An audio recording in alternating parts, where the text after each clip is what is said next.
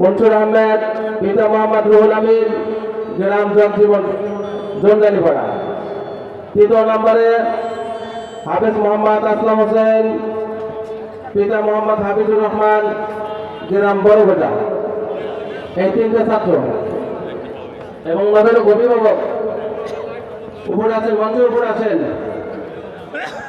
মোহাম্মদ হাসমত আলী আকন্দ ভাইকে আমি মঞ্চে আসার জন্য অনুরোধ করছি। মোহাম্মদ রুহুল আমিন ভাইকে আমি মঞ্চে আসার জন্য শুভেচ্ছা অনুরোধ জানাচ্ছি। মোহাম্মদ হাফিজুর রহমান ভাইকে আমি মঞ্চে আসার জন্য অনুরোধ করছি।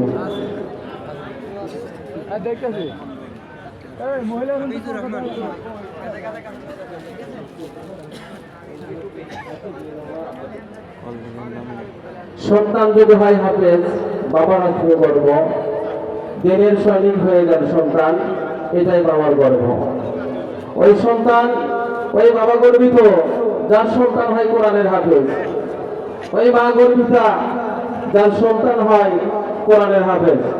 তাই আমি হাফেজের বাবাদেরকে সামান্য উপহার আমার মাদ্রাসার পক্ষ থেকে তাদেরকে সম্মানিত একটি করে টুপি দান করতেছি, টুপি দিচ্ছি।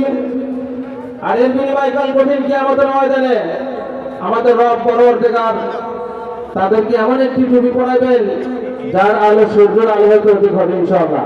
কি বলেন? এই জন্য হাফেজ হওয়া দরকার আছে না সন্তানদেরকে? আপনারা হাফেজ গড়ার কারিগর ফ্যাক্টরি রেখে দিয়েছেন আমাদের এই প্রতিষ্ঠান, সেই প্রতিষ্ঠানের দিকে তাকাবেন এবং সবসময় জন্য চিন্তা করবেন।